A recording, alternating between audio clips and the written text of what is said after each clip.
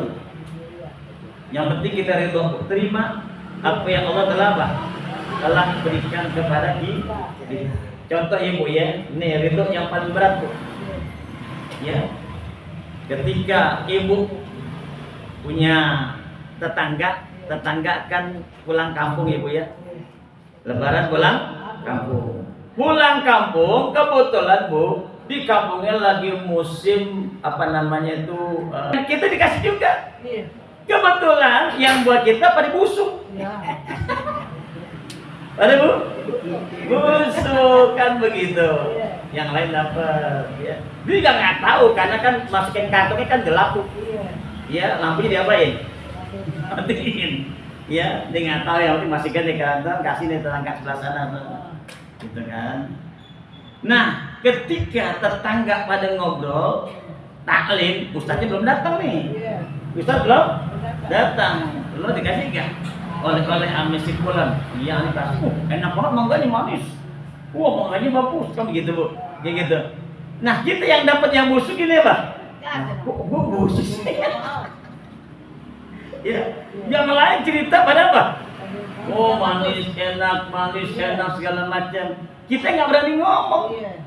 Ya, kenapa yang kita dapetin? Busuk nggak bisa dimakan. Nah ini jangan begitu pulang taklim nggak pulang ke rumah, langsung kemana? Di taklim. Langsung ke rumah tetangga tadi yang ngasih mangga.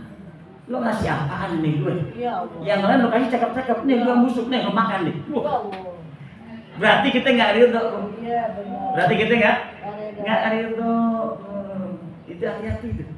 Jadi yang namanya tetangga pun itu ngasih itu kalau bahasa kita namanya kurir. Namanya apa? Kurir. Hanya nganter.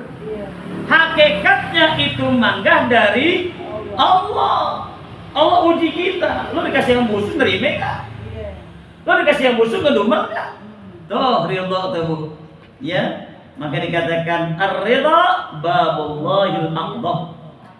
Pintu Allah yang aman. Makanya apa yang Allah kasih terima aja bu. Ya, artinya Allah kasih bu lewat wasilah manusia, apakah lewat tetangga, lewat saudara, lewat siapa, itu Allah yang ngasih. Adapun manusia cuma perantara atau kurir. Jangan kita salahin dia. Ya, buahnya pada busuk, sayurnya pada asem, masuk asem bu. Ya asem lah, kan gitu. Jadi jangan salahkan yang ngasihnya.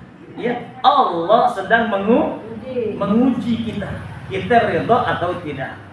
Wa jannatud dunya, dan ridho itu surganya Kalau kita ridho hati kita lapang. Kalau kita nggak ridho bawaannya kita udah kesel banget. Ntar lo gue pulang kampung lo, gue bawain yang busuk lo, gue jadi ngancem bu. Ya. Atau dia pulang dari mana kan kita bu ya? Oh dia pulang dari umroh. Tetangga dikasih gamis, dikasih kerudung, dikasih mukena segala, kita nggak dikasih apa-apa bu. Wala air zam-zam, wala kacang apa. Gitu. Akhirnya karena kita nggak dapat, jadi kita emosi. Ya, tar gua umroh, ya, gua bawa pulang Ka'bah. Gua bawa pulang Ka'bah, gua nggak kasih tuh. Ya, dibalas jangan. Itu bukannya dia nggak ngasih bu, karena di situ nggak ada rezeki kita. Kalau emang nggak ada rezeki nggak bakal nyampe. Biar di depan mata nih kita makan prasmanan, ya dalam resepsi akad nikah kan gitu bu. Ya, kalau nggak ada rezeki kita nggak nyampe. Biar tuh makanan di depan apa? Depan mata kita nggak nyampe ya Allah. Ya, jadi kalau tetangga nggak ngasih bukan berarti dia maaf ya pelit, lupa ame kita, sentimen enggak. Di situ nggak ada apa? Rezeki kita udah. Ya, hati jadi apa? Jadi lapang, jadi tenang, wajah nggak tentunya. Memang ridho ini berat bu, berat. Ya, makanya tambah ridho irama, jadi enak. Jadi ridho ada apanya tuh? Ada iramanya, jadi enak. Ya. Nah ini bu, kalau kepengen kita pengen kaya, miliki sifat apa? ridha. Ya Allah, raditu billahi rabban wa bil islami dinan wa bi muhammadin nabiyya wa rasula wa bil qur'ani imaman wa bil ka'bati qiblatan wa bil mu'minina wa tabarra'na min kulli dinin yukhalifu ila. Orang yang tiap hari baca aqidatul mujmalah, Allah lapangkan di punya hati, lapang hatinya, dia ridho kepada Allah. Bahkan jaminannya husnul khatimah. Baca tiap hari, baca tiap hari. Sampai wa tabarra'na min kulli dinin yukhalifu dinal Islam. Udah segitu. Tiap hari baca 3 kali jadi habis subuh. Ya, wirid, jadikan wirid. Tiap hari 3 kali baca. Amalin insyaallah. Ini dalam rangka kita meraih husnul wal isrun man arada ayyakuna ma'allahi faqihan. Sedangkan nasihat yang ke-20, siapa orang yang kepengen bersama Allah menjadi faqih, ahli fikih, falyakun khashi'an, hendaklah ia menjadi orang yang takut, khasyi'. Ya. Fi umuri dinihi, dia orang yang takut dalam urusan agama. Ya. Katakan, kenapa kita sholat? Karena kita takut. Bukan takut kepada neraka, takut kepada Allah. Allah sudah berikan kita banyak banget. Sehat, rezeki, nikmat, lapang, harmonis, keluarga bahagia, kan begitu, Bu? Allah udah ngasih kita banyak. Sekarang bagaimana timbal balik kita kepada Allah Subhanahu wa ta'ala? Ya, itu namanya khasyi'an. Ya.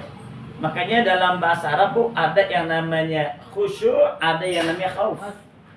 Ya, arti sama secara logika, arti sama-sama takut. Tapi kalau khusyuk, takut karena orang itu atau sesuatu itu memiliki wibawa. Ya, seperti misal anak takut kepada guru, bukan takut sama gurunya, karena dia seorang guru, orang yang mulia. Berbeda dengan kata khauf. Khauf itu seperti kita takut kepada macan. Bukan berarti macan mulia, bukan. Ya, takut karena takut diapain? Dari garuk dimakan. Ya, takut kepada hantu, kepada anjing, beda. Ya, maaf, jadi jangan disamakan takut kita kepada binatang, hantu, sama dengan takut kita kepada orang tua, enggak, beda. Ya, takut kita kepada Allah, enggak. Ya. Nah, jadi kita sholat karena kita takut kepada Allah. Kita puasa, kita hadir ta'lim, kita baca Quran, kita baca, karena kita takut kepada Allah. Ya, arti takut di sini kita ta'lim. Ya, kita hormat. Ya. Kita bisa menjadi munqadan, panutan.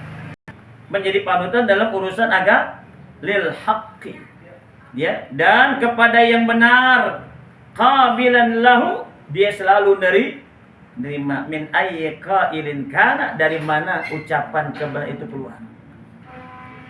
Pengen jadi orang yang faqih, ya, yang pertama dia harus menjadi minimal panutan untuk keluarga.